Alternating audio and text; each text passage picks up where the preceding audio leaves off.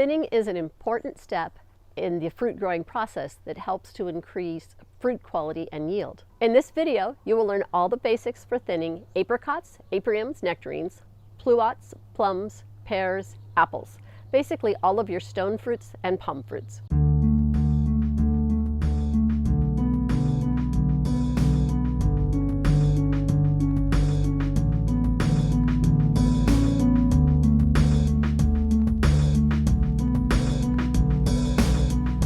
Like most living things, your fruit tree has one goal. It wants to reproduce. It wants to take its DNA forward into the next generation.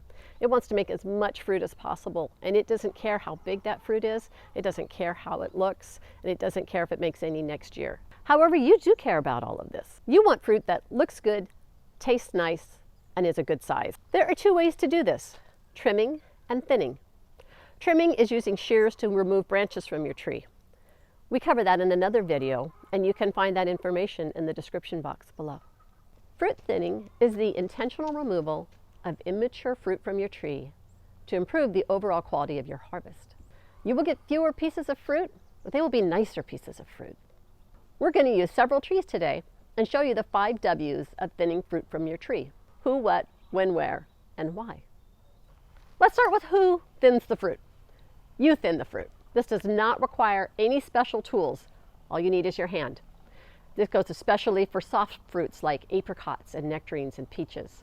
For an apple or a pear, they might have a tougher stem. You might want to use a tool more like this. Let's talk about when to thin your tree's fruit. You want to do that when it's large enough to tell which of the fruits are going to be of a good quality. This tree is still in the flowering phase. The fruit is too small and immature to tell which fruits are going to be desirable. This tree is closer to ready. We've waited until the fruit is about the size of a quarter. If you miss this window, that's okay. Still go ahead and thin your fruit. You'll get some benefits, they just won't be as dramatic. Some people delay thinning until after the tree has done its own natural fruit drop, which is usually around maybe May or June. I like to thin before then because then I can choose which fruit gets left on the tree, and I can select fruit that's damaged, fruits that's got a poor location, or fruit that's diseased. Next we come to where do we thin fruit. Everywhere there's fruit, pretty global. We're going to use several branches here and show you many of the different sorts of situations you want to eliminate with your selective fruit thinning. You'll likely notice this tree doesn't look very good. I have a lot of what's called peach leaf curl. We've had a very wet winter in San Luis Obispo, and that didn't leave me with opportunities to spray.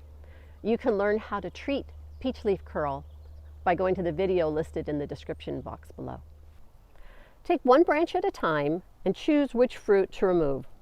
The easy choices are fruit that's doubled, fruit that's going to be crowded, fruit that's small. You're going to look for the inferior fruit and the diseased fruit. This is a great example of fruit to remove. So now we're going to look at this branch. I'm going to get this down again. It's about 6-7 inches, probably one piece of fruit. This is the easy decision because they come from the same spot. There's no room to grow. Here's 3 pieces of fruit, 4 pieces of fruit, all at the same spot. See how I just give them a little twist and they pop right off. So this little branch has got 4 pieces of fruit. This is an easy call. He's very small. Now I'm going to pick just the biggest piece of fruit and leave it there. All of these aspects we've talked about in fruit thinning add up to the why. The why is so that you'll get larger fruit. You'll get a better harvest. When your tree isn't taxed by producing more fruit than it can bring to ripeness, the tree will also not be depleted for next year, because each year you need to leave enough resources within your tree that it can produce fruiting wood for the following year. If you leave all that fruit on your tree, then you're going to get what's called alternate bearing. And you might have a huge crop this year. A fruit that's very crowded will break the branches, and then next year you'll get nothing. So as you're thinning your various types of fruit trees, keep a few guidelines in mind. On the peaches, you're going to want about 6 inches between each piece of fruit. That will give the fruit enough room to get large, and there'll be enough leaves to support the fruit and make it nice and sweet. Same would be true for nectarines. For apricots and apriums, you're going to want about 3 inches between each piece of fruit. Again, so they're not crowded and so the tree can support that level of growth. You're also going to want to thin your plums and your pluots. Again, they're smaller fruit, so you want to go 3 to 4 inches. Plums can really vary in their size, and after you've had your tree for a year or two, you can figure out if you need to leave maybe even more space than that. When it comes to thinning apples, they're more like peaches. They're going to be big, so you want to keep about 6 inches between each piece of fruit. Next we come to pears. They're big, more like a peach or an apple. You're going to want to leave 1 per cluster, or 4 to 6 inches. And there are some fruits we don't thin. We don't thin citrus, cherries, pomegranates, and figs. By the way, if you have a tree with branches really high, like this pear tree, I can't reach that fruit to thin it or to harvest.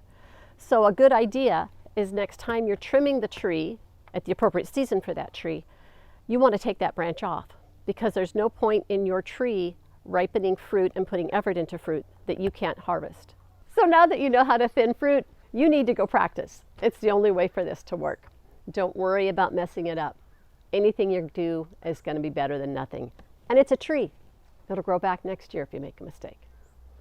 Thank you for watching. We are the Master Gardeners of San Luis Obispo County, and we are here to help with most any gardening question that you have. You can reach us through the contact information in the description box below.